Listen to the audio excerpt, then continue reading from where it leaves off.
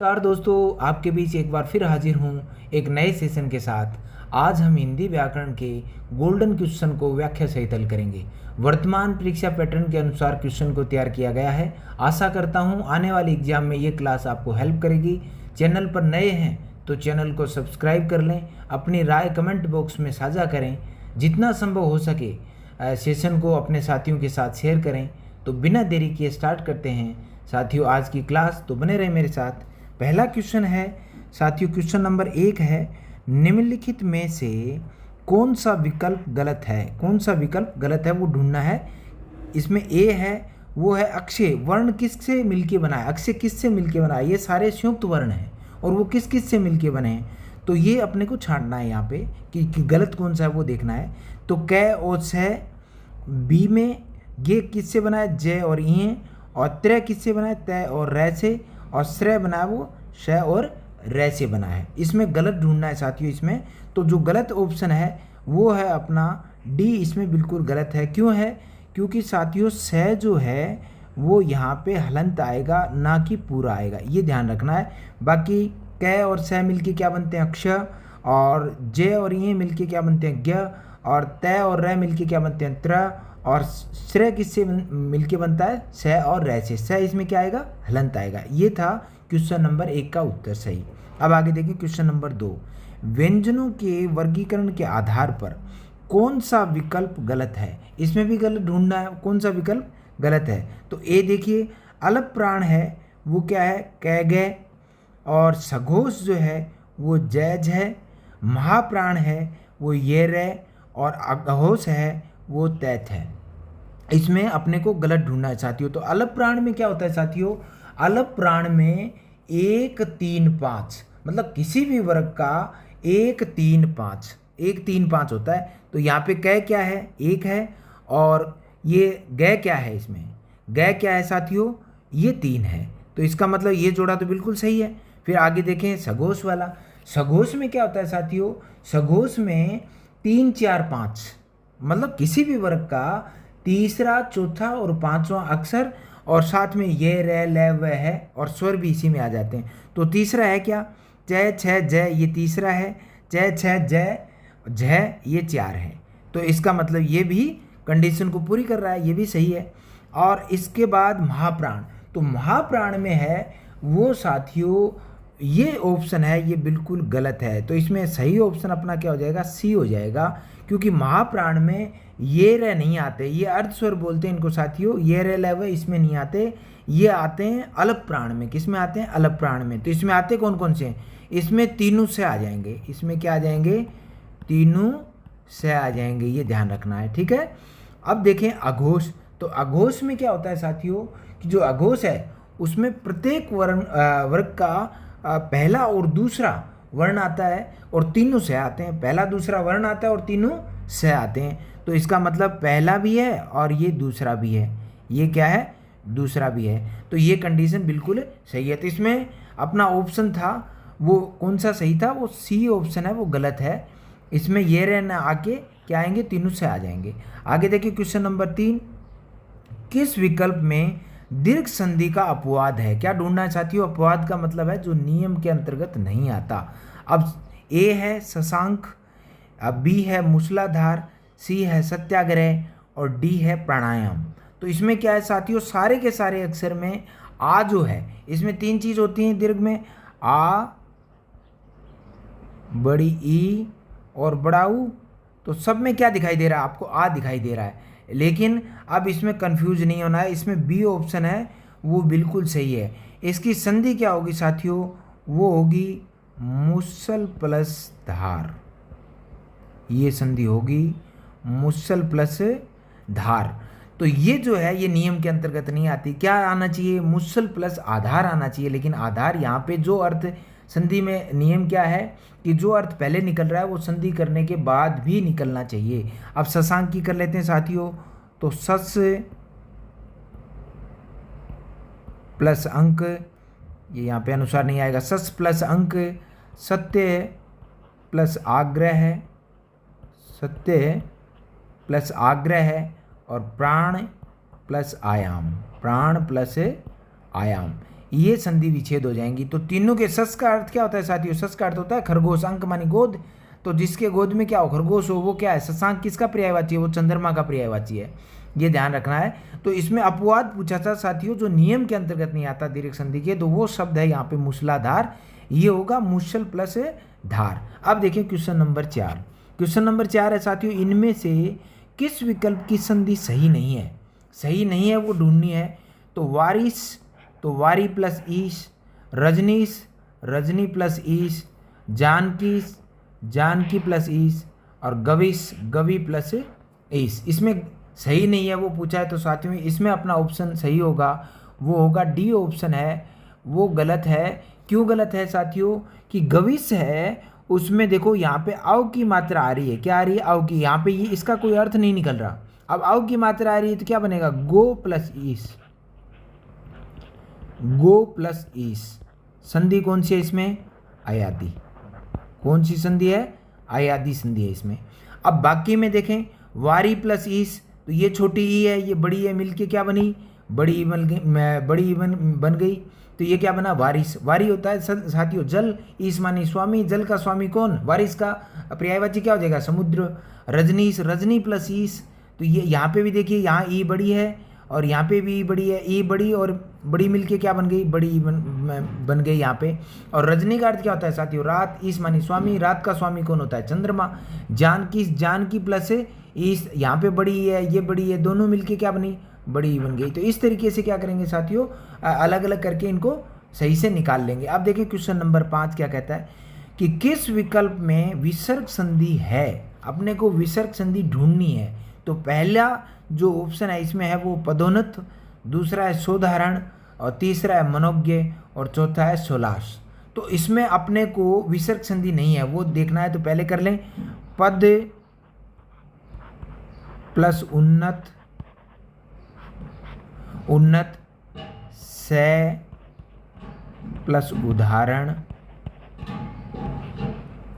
और से प्लस उल्लास, और इसमें आ जाएगा मन है प्लस किए। तो साथियों इसमें पूछा है विसर्ग संधि का उदाहरण पूछा है, तो सी ऑप्शन है वो इसमें बिल्कुल सही है। मन है प्लस गे है, ये ऑप्शन है, ये विसर्ग संधि का है। बाकी ये पदोन्नत है, इसमें क्या है साथियों? ए और ऊ मिलके क्या बना? ओ किस में बनता है? गुण संधि में। इसमें से और ऊ मिलके इसमें क्या बनता है? वो फिर ओ बना, वो भी गुण संधि में। इसमें भी से और ऊ मिलके क्या बना? ओ बना, वो भी गुण संधि में। एक साथी और साथ में आपको बताना चाहता हूँ, जैसे सोधारण है तो इसमें उपसर्ग क्या निकल के आया? से।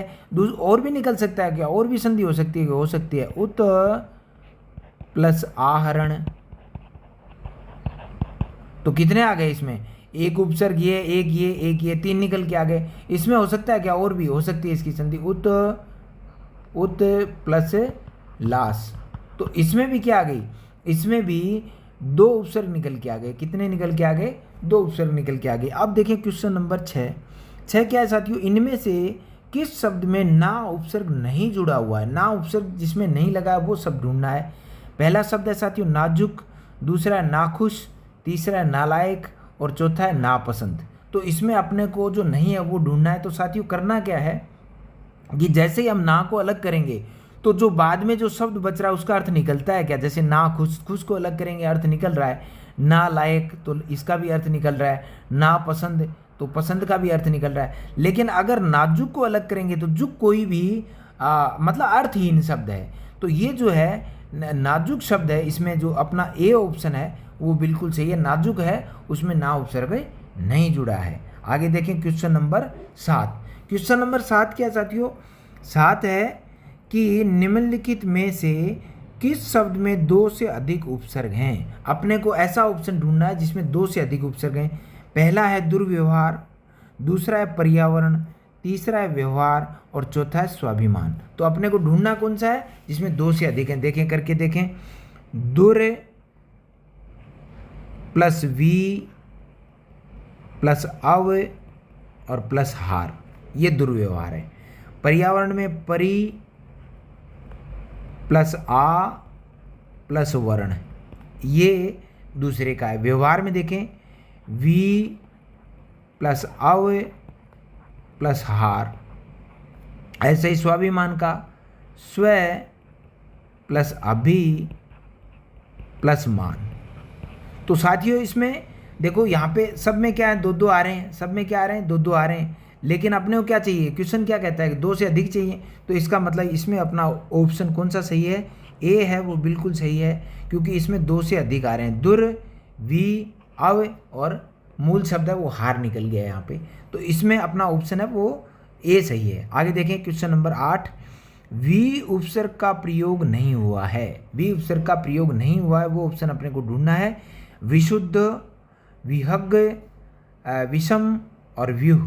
तो अपने को क्या ढूंढना है, जिसमें मैंने पहले भी बताया था ना वाले में भी, यहाँ पे भी क्या करना है, अपने को अलग निकाल लेना है। जैसे वी प्लस शुद्ध तो अर्थ निकल रहा है।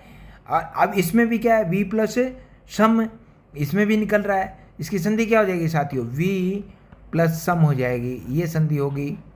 इसमें व्यंजन संधि होगी साथियों, व्यू, वी प्लस ऊ बड़ी, और इसमें यण संधि है। इसमें क्या है, यण संधि है। तो इन तीन में तो वी निकल के आ गया, लेकिन यहाँ पे विहग का अर्थ क्या होता है साथियों, पक्षी। तो हग जो है, हग को अलग करेंगे वी से, तो इस हग का कोई भी अर्थ नहीं निकलता यहाँ पे।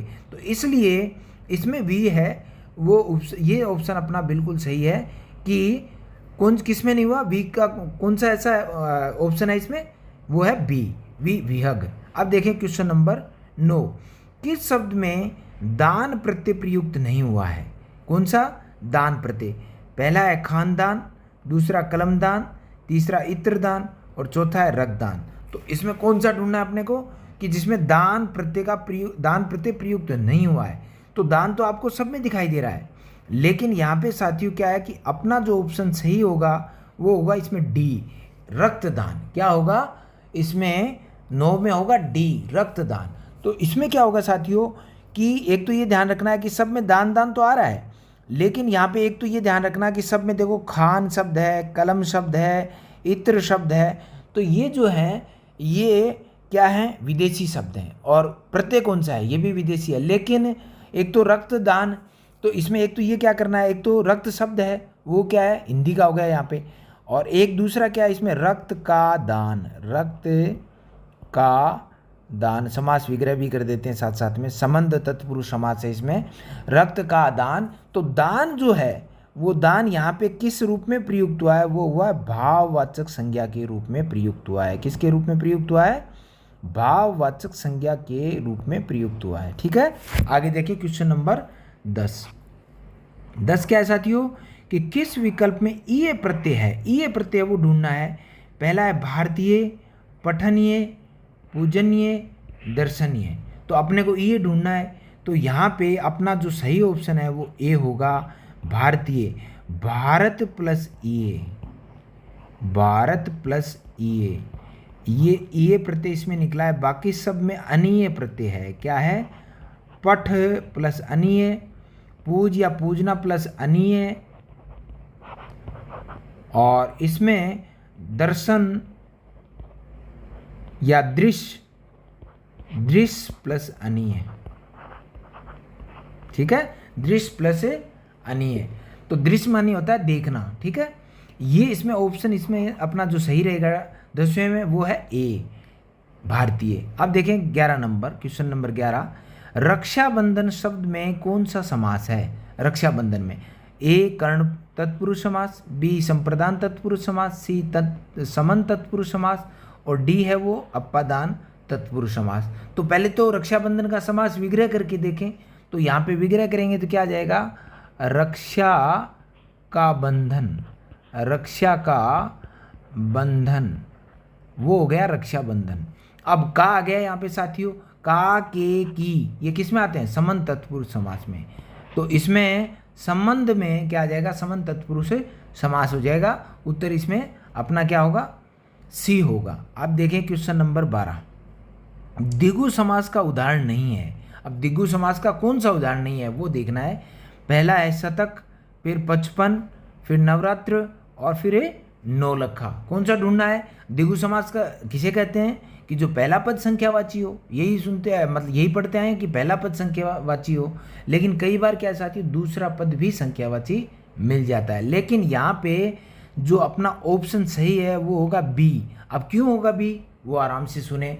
55 का पहले समास विग्रह करेंगे, 5 और 50, 5 और 50, ये तो है समास विग्रह। और किस में आता है, और आता है द्वंद्व समास में। और द्वंद्व समास में होता है क्या साथियों, दोनों पद प्रधान होते हैं। क्या होते हैं, दोनों पद प्रधान होते हैं।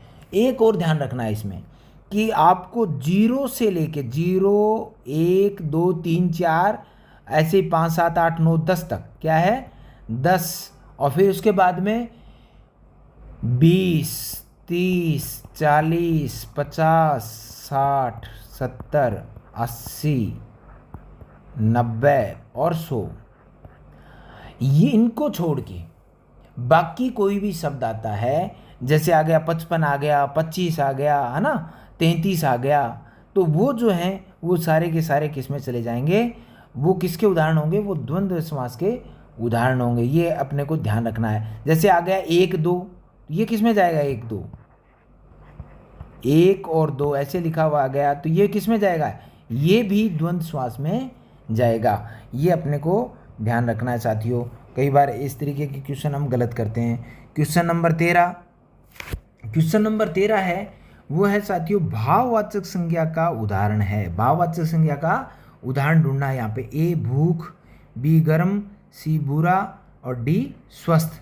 तो यहाँ पे मैंने पहले भी आपको बताया है भाववाचक संज्ञा और एक जो गुणवाचक विशेषण है उसमें बहुत बार हम कन्फ्यूजन होते हैं। तो कन्फ्यूज क्यों होते हैं वो देखें। कन्फ्यूजन होता है कैसे कि भूख है, तो यहाँ पे मैंने किया भूखा, तो भूखा करते ही क्या हो गया साथियों, भूखा करते ही हो गया ये विशेषण बन गया। और मैंने लगाया भूखा आदमी,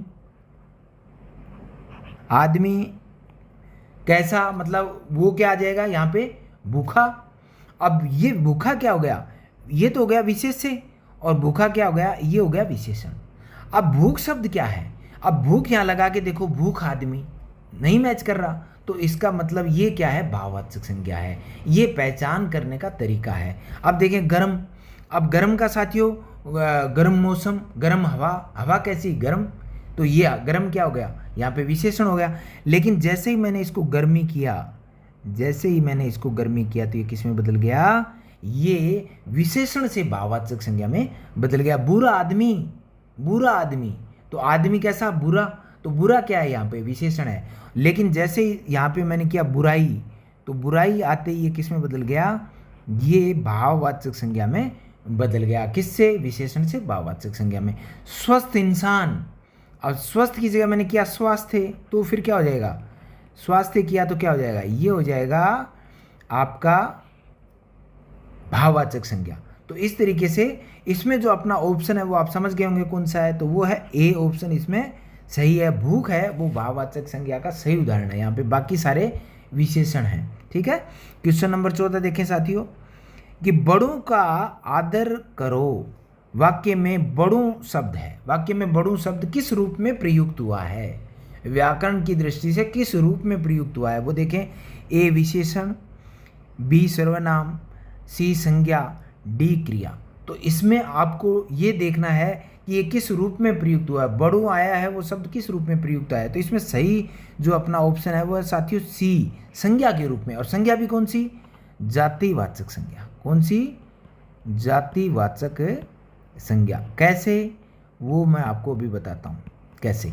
कि इसमें क्या है साथियों कि विशेष से हीन विशेषण होने पर वे संज्ञा का कार्य करते हैं। ऐसे शब्द जो विशेष से हीन है, क्या है, विशेष से हीन है। यहाँ पे कोई भी ये विशेषण दिखाई दे रहा है, लेकिन जैसे ही, एक तो ये ध्यान रखना है कि विशेष से हीन होने पे ये क्या है कि किसके रूप में प्रयुक्त होते हैं, फिर ये संज्ञा के रूप में प्रयुक्त होते हैं। दूसरा क्या है साथियों, मैंने बताया था आपको कि अगर आप बहुवचन में ये बदल जाए, कुछ विशेषण शब्द ऐसे हैं जो बहुवचन होने पर क्या बन जाते हैं, जातिवाचक संज्ञा का रूप धारण कर लेते हैं। तो यहाँ पे बड़ों शब्द है, बड़ा है, वो तो अपने आप में क्या है, वो विशेषण है, बड़ा, बड़ा आदमी।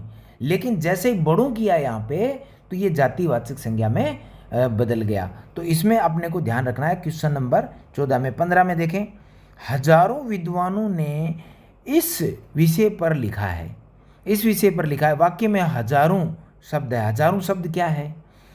ए अनिश्चित संख्यावाचक विशेषण, बी निश्चयवाचक सर्वनाम, सी निश्चित संख्यावाचक विशेषण, डी परिमाणवाचक विशेषण। तो हजारों है वो साथियों ए है, इसमें सही ऑप्शन अपना ए आएगा और वो है अनिश्चित संख्यावाचक विशेषण। अब देखें साथियों, इसमें जो इस दे रखा है, इसके अगर इसके नीचे अंडरलाइन करके दे के पूछे इसमें कि कौन सा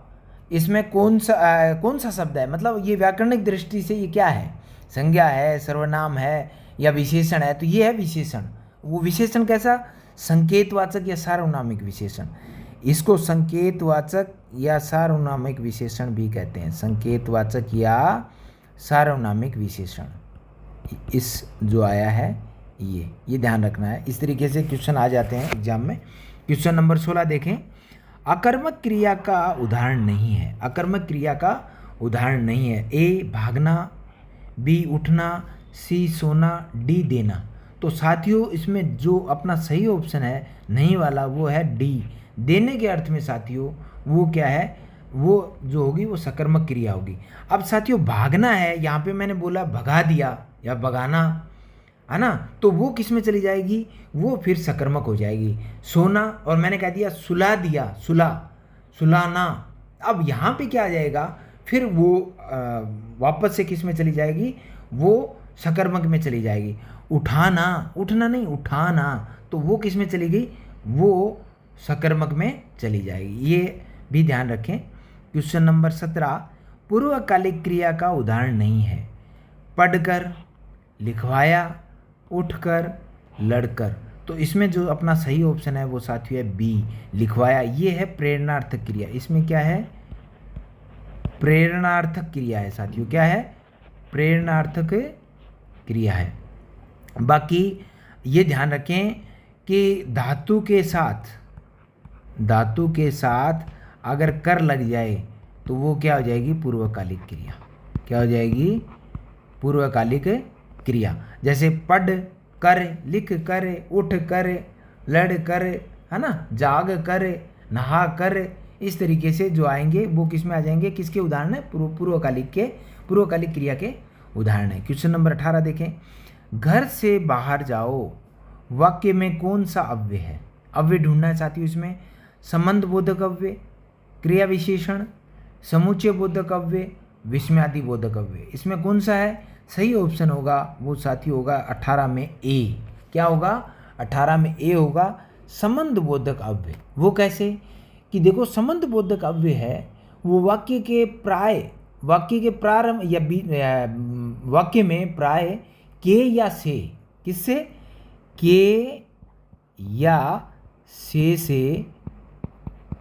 से क्या होगा कि विभक्ति वाले शब्द के बाद आता है। इसका मतलब से के बाद क्या है? बाहर आए। तो ये क्या हो गया?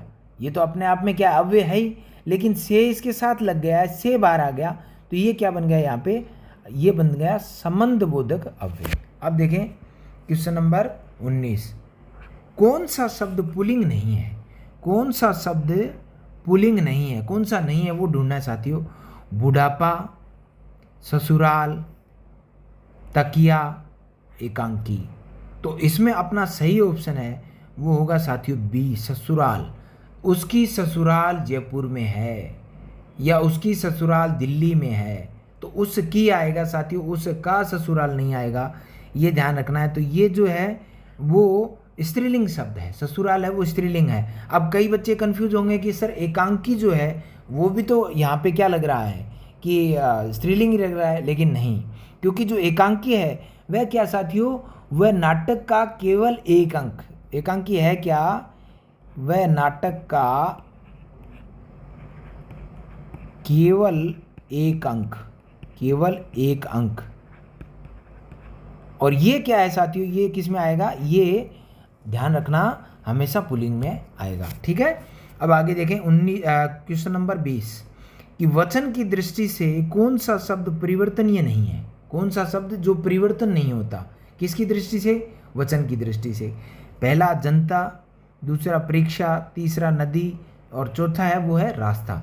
तो यहाँ पे साथियों अपना सही ऑप्शन है वो होगा जनता। जनता है उसका वो हमेशा क्या है, एक वचन में प्रयुक्त। जनता है, भीड़ है, सेना है, ये हमेशा एक वचन में प्रयुक्त होते हैं। ये वचन में बहुवचन में प्रयुक्त नहीं होते। बाकी परीक्षाओं, नदियों, रास्ते ये चेंज हो सकते हैं, परिवर्तन हो सकते हैं, लेकिन जनता है वो चेंज नहीं होता। अब देखिए क्वेश्चन नंबर 21, निम्नलिखित में से बाज का पर्यायवाची नहीं है। क्या पूछा है? नहीं है।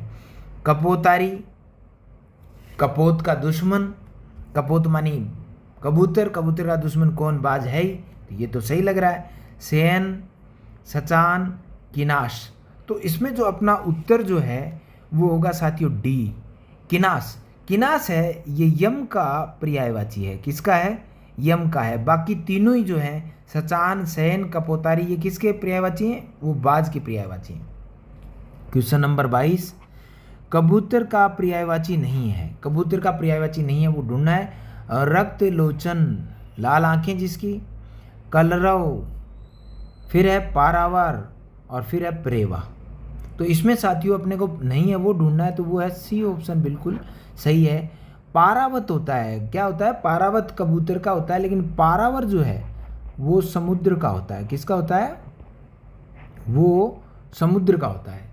और पारावत जो है वो किसका होता है? कबूतर का होता है। देखें क्वेश्चन नंबर 23, पतंग शब्द में शब्द किस अर्थ में प्रयुक्त नहीं होता है? पतंग है वो किस अर्थ में? अनेकार्थी में पूछा है साथियों ये। ए सूर्य, बी कनकोआ, सी पक्षी, डी तृणी। तो इसमें सही ऑप्शन है वो अपना नहीं होता, वो है डी, तरणी। तरणी का अर्थ यहाँ पे साथियों है नाव। अगर तरणी छोटा आता, अगर तरणी छोटी आती यहाँ पे अणी, तो हो जाता सूर्य, और तरणी बड़ी आने पे क्या हुआ? नाव। ठीक है, तो इसमें ये जो है ये मेल नहीं खाता, इसमें डी ऑप्शन है वो बिल्कुल सही है। अब देखें क्वेश्चन नंबर 24, चपल का विलोम होता है। ए महान, बी गंभीर, सी स्थावर, डी उग्र। तो इसमें साथियों अपना सही ऑप्शन है वो होगा बी। चपल का क्या होगा? गंभीर होगा। महान का क्या होता है? क्षुद्र। क्षुद्र का क्या होता है? महान। स्थावर का क्या होता है? जंगम। उग्र का क्या होता है? सौम्य। लेकिन यहाँ पे चपल का क्या होगा? अपना सही ऑप्शन है वो क्या होगा? बी होगा। आज का सफ़र यहीं तक, फिर मिलेंगे एक नए सेशन के साथ। स्वस्थ रहें, मस्त रहें। जय हिंद, जय हिंदी।